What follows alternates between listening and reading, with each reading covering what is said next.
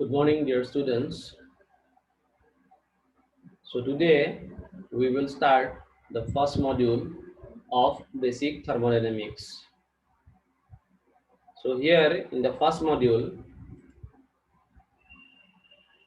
so first all the fundamental things are there. So what is a system? What is a boundary? What are the surroundings? Then what are the properties? Types of properties. Then what is work? What are cycles? What are processes? Then what is the definition of thermal equilibrium? What is zeroth law? Then temperature scale, different types of thermometers, and first law of cyclic and non-cyclic processes. And the demonstration of the total energy, internal and enthalpy. So the definition of internal and enthalpy. So we will study in the first module. So first thing is to understand what is thermodynamics. So actually thermodynamics is an axiomatic branch of science which deals with the relation of heat, work and properties of systems which are under equilibrium condition. So this branch is axiomatic branch of science. Axiomatic means self-evidence. So this thermodynamic can be experienced. These are the two things. So this is called as self-evidence branch of science. So the applications of thermodynamics can be seen in the broad field of steam and nuclear power plant, which is used to generate electricity, then internal combustion engines, gas turbines, then in refrigeration and air conditioning, then in gas dynamics, jet propulsion, compressors, in many mechanical devices, then chemical process plants. So the applications is very broad. So here in your undergraduate course, so you will come to know many applications of this course thermodynamics. So basically there are two approaches in thermodynamics.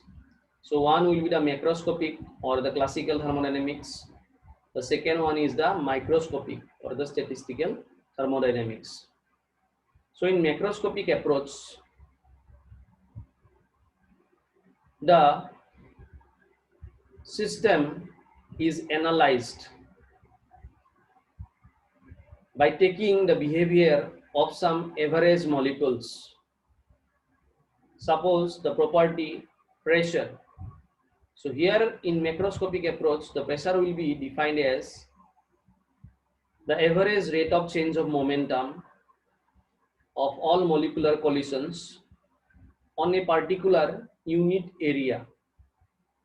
So that is the average pressure. So here in macroscopic approach, the pressure P is the average pressure of some molecules. The macroscopic assumptions are completely independent of the assumptions regarding the nature of matter. The macroscopic approach is also referred as classical thermodynamics. Then comes the microscopic approach or statistical thermodynamics. So in this approach, the matter is composed of myriads of molecules. If it is a gas, each molecule at a given instant has a certain position, velocity and energy. And for each molecule, these change vary frequently as a result of collisions. So the behavior of the gas is described by summing up the behavior of each molecule. So such a study is termed as microscopic or statistical thermodynamics. So here, so the behavior of each of the molecule is studied microscopically. So the examples where this microscopic approach is carried out is the study of the rarefied gases in rocket technology, in aircraft technology. So in all those areas, this microscopic approach is carried out. So whatever approach so we will be having in our basic thermodynamic course is macroscopic approach or classical thermodynamics.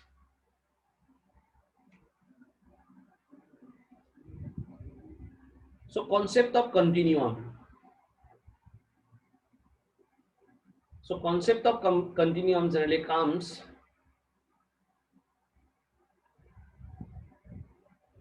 under this classical and macroscopic thermodynamics. So when we will study under this approach, so we will follow this concept of continuum.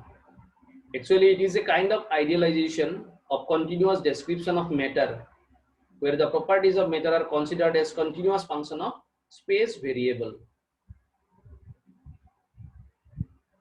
So one of the factors considered important in determining the validity of continuum model is molecular density. It is the distance, this molecular density is defined as the distance between the molecules, which is characterized by mean free path. It is denoted by lambda. So in terms of concept of continuum, this mean free path is very much important. Another dimensionless parameter known as Knudsen number, so which is the ratio between the mean free path and the characteristic length of a system. So characteristic length is defined as the volume divided by the area. So lambda divided by capital L is the Knudsen number. So if the value exceeds 0.01 for a system, then the concept of continuum does not hold good. So this is the boundary condition for the concept of continuum to exist in a particular system. So you should remember these two terms, mean free path and the Knudsen number. Okay. Now,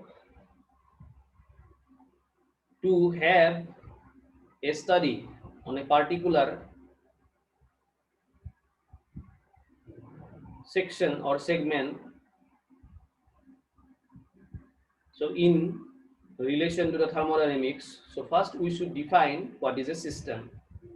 So system is basically one part of the universe which is surrounded by boundary, so where the analysis is done or where we will carry out our studies.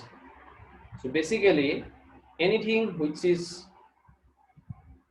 taken as observation and which is a part of space and which is having some mass is defined as the system. So here in this figure you can see one system, so which is separated by boundary. So here you can see a firm boundary and rest of the universe is called as a surrounding. So excluding the system from the universe is the surrounding, and this boundary separates the system and the surrounding. So here this point is written. So this boundary can be a real system boundary or it may be an imaginary boundary. So for some open system, so we will see some imaginary boundary. So if you divide the systems, so there are three basic types of system. So one is closed system, another is open system, and the third one is isolated system. The closed systems are called as closed mass system. The open systems are also called as control volume system. So in the next class, so we will be studying the definition with examples for these various types of systems. So dear students, if you are having any doubt, just you post it in Google Classroom. So I will be uploading this video shortly in the Google Classroom. And if you have any doubt, you can post it here, or when we will meet in the Google Meet, then also you can post your doubts. So we will clarify there. So thank you for listening.